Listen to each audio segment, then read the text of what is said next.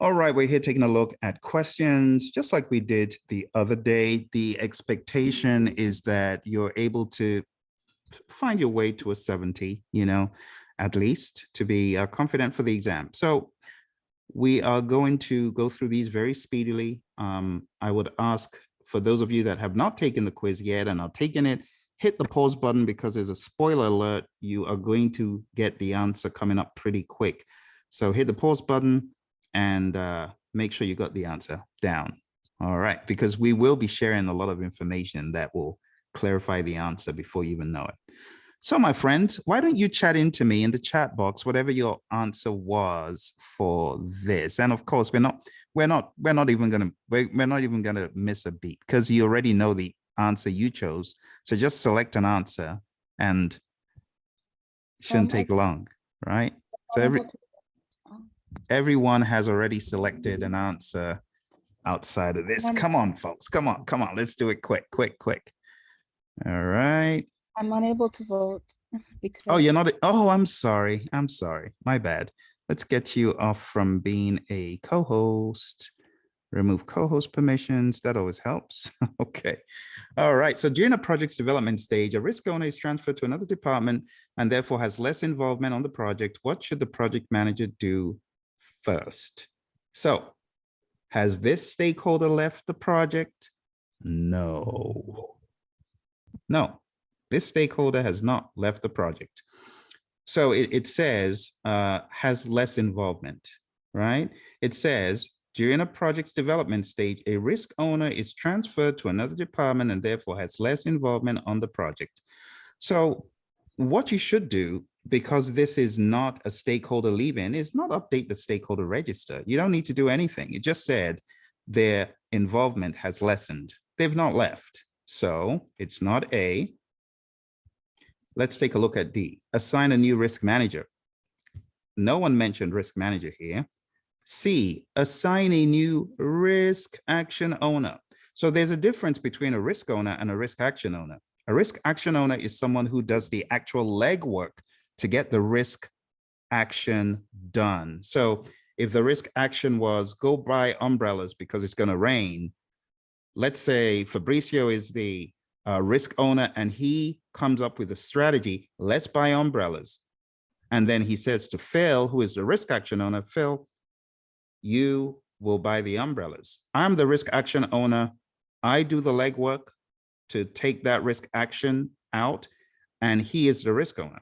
So there's a difference between these two individuals. So it's not assign a new risk action owner. This question doesn't even talk about a risk action owner. This question talks about a risk owner.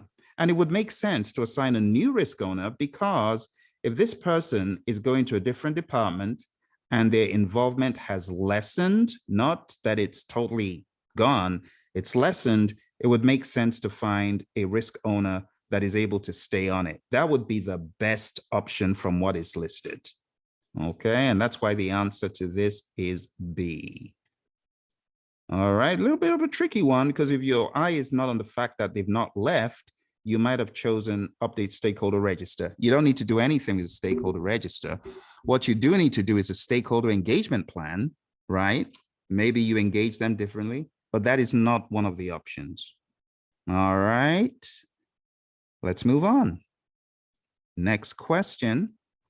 During a multi-functional projects planning phase, the project manager discovers that insufficient resources are available to produce a software package. The project manager decides to put aside a contingency reserve of human equipment material, human equipment supplies, and a machine buffer to deal with the risk if it occurs. What risk response strategy did the project manager use? Let me go ahead and relaunch the poll, and hopefully you've got all your answers at the ready. That was the whole idea. So, putting aside a contingency.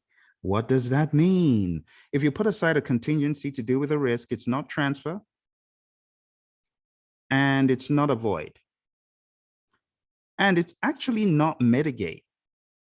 Mitigate is not putting aside a contingency. Putting aside a contingency is associated very closely.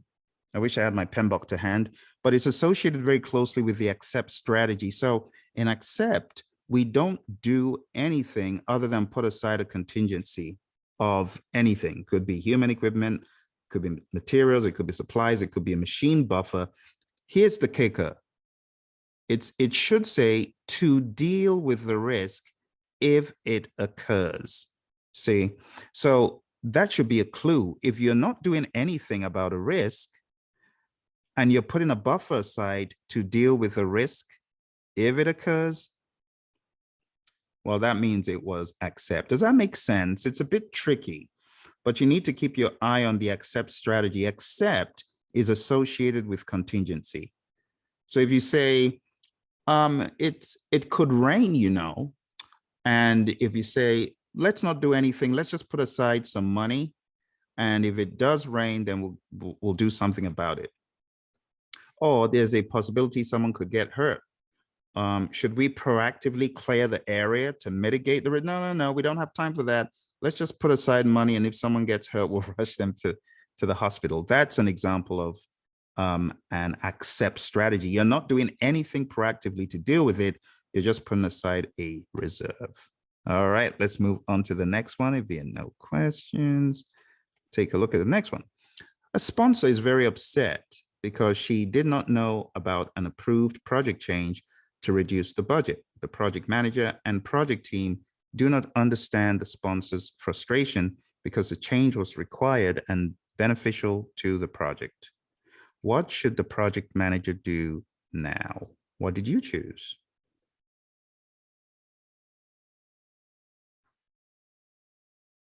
Awesome. You folks didn't fall for the trick. So for those who are watching at home, let's use process of elimination. So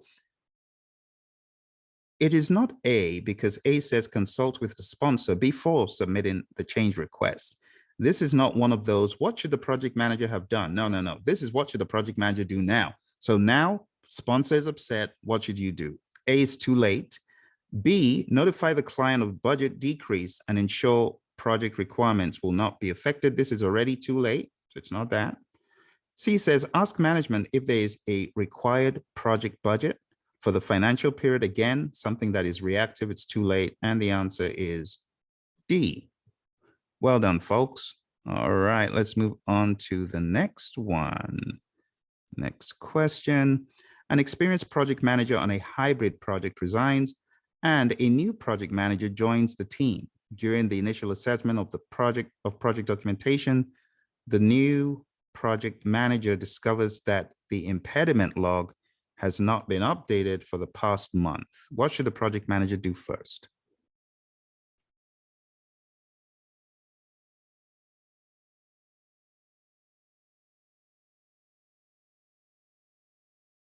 All right, so those of you at home, hit the pause button if you need more time, and we will reveal the answer shortly. All right, so let's take a look at the logic, the rationale behind this.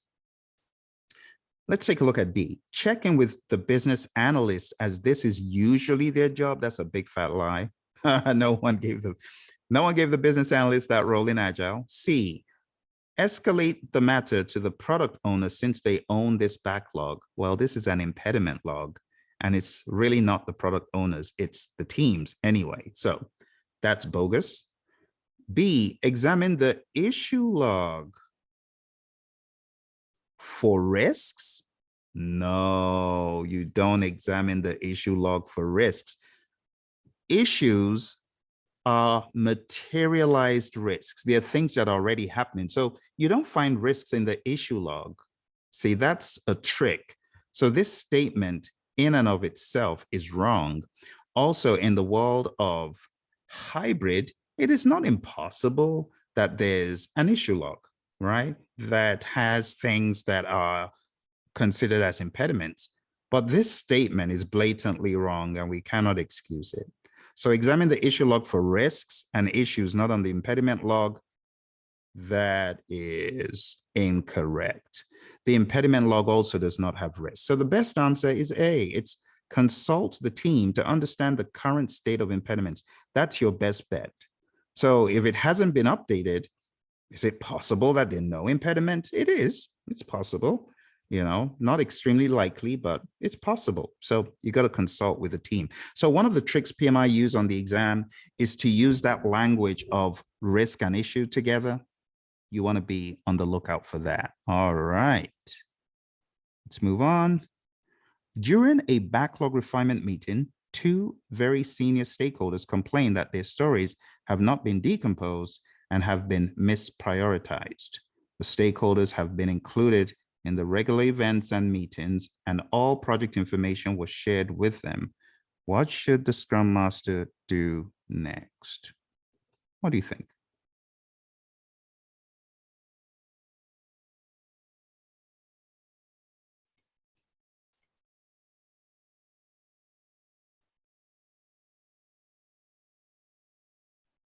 All right, 3, 2, and 1. Brilliant job, my friends. It looks like we nailed this one. For those of you at home, spoiler alert, taking a look at the answer. So A, conduct one-on-one meetings with these stakeholders. You got to understand what is at stake here, right? They're saying their stories have been misprioritized. Who's responsible for this? Who's ultimately accountable? It's the product owner, right?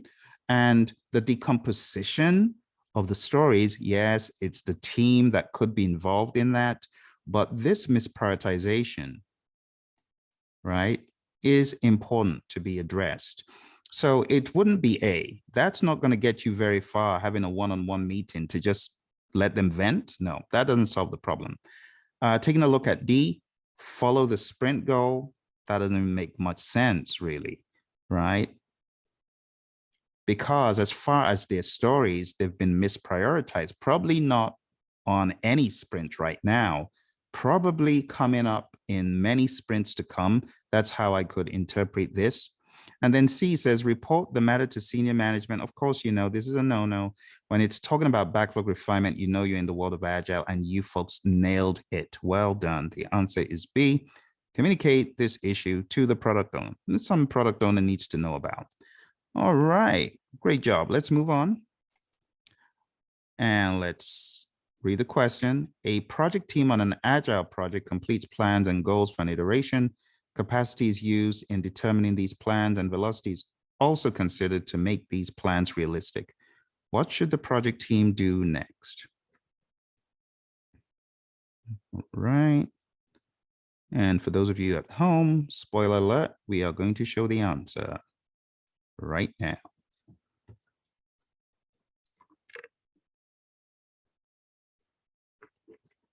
So it's pretty much saying that the sprint plan, when it says an Agile project team on an Agile project completes plans and goals for an iteration, what they're saying is sprint planning has been done, and they're also saying the sprint goal has been determined, right? So sprint goal is the overarching thing you're trying to achieve for that sprint. Capacity is used, velocities considered, so the plan is solid. So A says plan task for the iteration. No, that's already been done. And we don't need to get approval from management. So that is a bogus statement at the end. In the world of Agile, we're not looking to gain approval for our iteration plans, right? We're looking for agreement within the team. That's it. B, submit these plans for review and approval by stakeholders. No, we don't do that in the world of Agile. So it is not one of the things we do here. C and D, submit these plans for review and approval by the product owner. And D, team members should pull work to themselves and begin development. Do you really submit plans for review by the product owner? No, you're all in the sprint planning ceremony together, and you are pulling the work to yourself, right? Because this is already done. We're not even talking about sprint planning. See, this question is trying to make you think you're still in sprint planning. No, you're not. It says completes. So it's completed. You've completed plans and goals. You've considered capacity, considered velocity. You've obviously done your estimating, right? So what should you do next? Pull the work to yourself and begin development. Remember, in the world of Agile, we pull the work to ourselves from the storyboard. And that's really what this is trying to remind you of. All right, let's move on. A geographically dispersed, pure Agile team must implement an enterprise-wide system with an aggressive schedule. Some team members have web cameras and others have internet connectivity issues. In order to manage, what's the word manage? The team's varied media options, what should the team use? I hope me reading the questions isn't making you feel, my goodness, did I choose the right answer? Does that ever happen to you when you're hearing someone else read the question? You're like, huh. Okay. All right. 3, 2, and 1. Come on now, come on now, come on now. All right, let's take a look at these. So the trick here is this is, that is funny, Fabrizio. This is an agile team. The word pure is emphasizing that there is nothing predictive in this world. That's what it's trying to tell you. So you have to read these extra little cues that you may find in the question. It's as though they're trying to help you. So it's not going to be anything from the regular world because we don't use A in the world of Agile. We just don't. We don't. Now, think about it. In order to manage the team's varied media options, which means when the team needs to come together to meet and communicate, we need something that can guide us in how to communicate, how to connect. It's not C or D because these are things that are done in order to effectively manage the overall strategy and vision and process and the stories, features, and epics and stuff. So it's not C and it's not D. The best answer, the very best, because it's pure agile, it's going to be team charter. That is the most that you're going to find. You're not going to find a communications management plan because that thing you consider a plan is in the team charter. The team charter has a lot in the world of agile, okay? So be on your guard where you see bogus stuff, where you're talking about pure agile, you just know there's no communications management plan. And you got to know what the product roadmap looks like, what it's for, and what the product backlog is for. All right, good job. Let's move on to the next one. Next question. Oh, looks very similar. All right, let's go ahead and relaunch. Geographically dispersed pure agile team must implement an enterprise-wide system with an aggressive schedule. Some team members have web cameras and others have internet connectivity issues. In order to manage the team's geographically dispersed nature, what should the team use?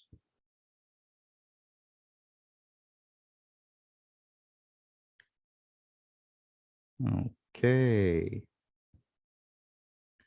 Those of you at home, we are going to be rounding up very shortly. Let's go ahead and use process of elimination. So right at the bottom, we have stakeholder queue. That is from the world of, generally, you could say traditional, because it's not very common in Agile. Could it be used to engage stakeholders and analyze them? Yes, but that's not the problem at hand. The problem at hand is really more of communicating. All right. Mobbing and swarming. This is used to get the team to rally around and jump on either work or jump on an issue at hand. So it's not this. This has nothing to do with us effectively communicating and managing our geographically dispersed team. T-shaped skills, while it sounds like it could be an agile concept, the T-shaped skills generally do not refer to communication skills. This is not talking about your ability to communicate as a team, as an organism, and therefore this does not best address the issue at hand. So it's not T-shaped skills. The best option is A. It's the fishbowl window concept, because remember, it's like looking out like a fish does out of a bowl when you have long-lived internet links, web conferencing links, I beg your pardon. So when you log on to Zoom and like I can see my buddy Fabrizio and he can see me and we have our webcams and we're working and we're just working with by osmosis. There's osmotic communication going on, and it's dynamic. So the best answer is A. All right, let's see how many we have left. Wow, still got 3 left. All right, here we go. A new team member joins a project shortly after the team member intentionally misses the sprint retrospective and backlog refinement meetings. What should the project manager do? Let's go ahead and relaunch.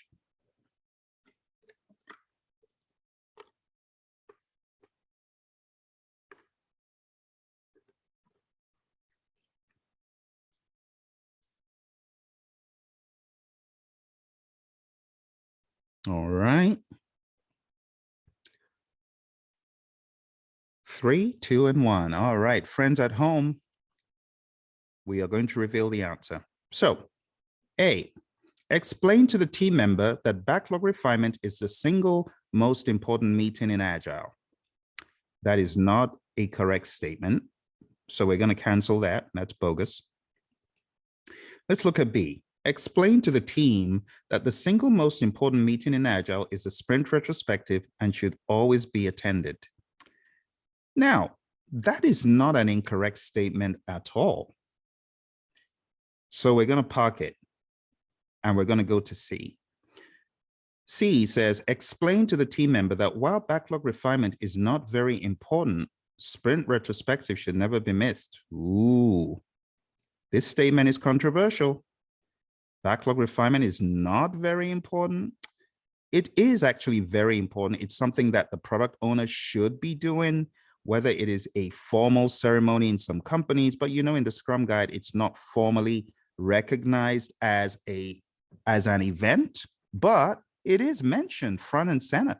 It's something the product owner needs to do with the team where possible. I know sometimes team members may not be able to do that, but it is an important event as well. So to dismiss it and say, it's not very important, no, that will not be what you say to a team member. So it is important, so that it's not that. All right, let's take a look at D. Explain to the team member that as a result of the rapid feedback loops used in Agile, team events should not be missed. Now, what do you see? The difference between B and D? D addresses backlog refinement and the sprint retrospective. You do want teams' input in these meetings. So we're not going to wave it under the carpet and say, backlog refinement is not, no. So even though you can find B in the Agile practice guide, but it's not the best thing to say because it does not address both of the items. So the answer is actually not B. And this is what you find a lot on the exam. You find a true statement, but is it the best statement? Does it address both? So while D appears to be more bland, it's the best answer because it addresses both things at play. And this is just how I expect the question writers to test. One of my students, he says, PMI is going to test your loyalty. One of my students from 2.5 years ago, Dre, he says, PMI, to drop you from a helicopter in the dark, and they want to see, do you know your way? And then he says, they want to find out, are you loyal? When they give you options, it's really testing loyalty. Do you know that every ceremony, every event should take them seriously? So that's that. It's a bit of a tricky one, I admit, but it's going to toughen you up. Next one. A project is ready to close, but a vendor claims they have not received project payment. The project manager sees in the vendor payment system proof that the payment was approved, but is unable to find supporting documents from the finance department. The project manager wants to close the project due to a new assignment. What should the project manager do? So you might recognize this question.